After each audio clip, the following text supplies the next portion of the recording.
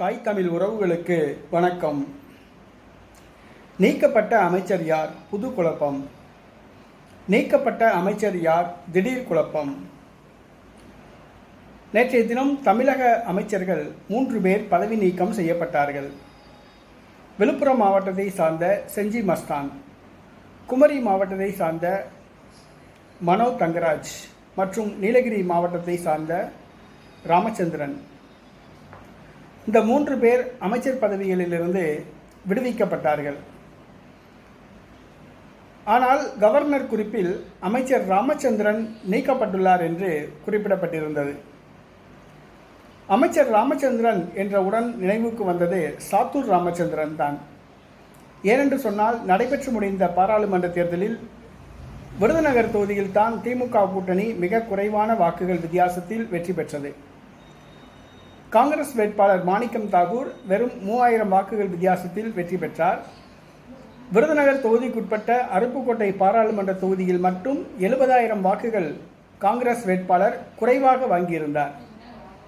அந்த அருப்புக்கோட்டை தொகுதி அது அமைச்சர் சாத்தூர் ராமச்சந்திரன் தொகுதி.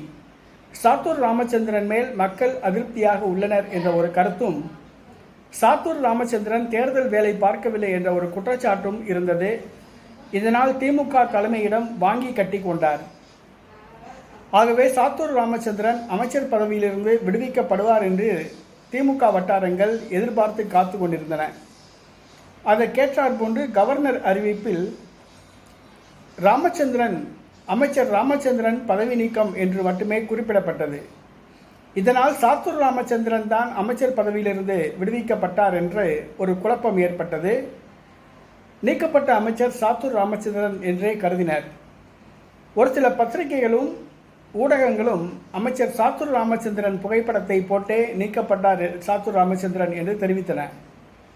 ஆனால் அமைச்சரவையிலிருந்து நீக்கப்பட்ட அந்த ராமச்சந்திரனுக்கு கொறடா பதவி வழங்கப்பட்ட பின்புதான், ஒரு சில மணி நேரங்களுக்கு பின்புதான் தெரிந்தது நீக்கப்பட்ட அமைச்சர் சாத்தூர் ராமச்சந்திரன் அல்ல, அது குன்னூர் ராமச்சந்திரன் என்று. ஏனென்று சொன்னால், நீக்கப்பட்ட அமைச்சருக்கு புதிய பதவி என்று அறிவிப்பு வந்தது. அதில் குன்னூர் ராமச்சந்திரன் அவர்களுடைய பெயர் இருந்தது. அவருக்கு தலைமை கொறடா பதவி வழங்கப்பட்டது.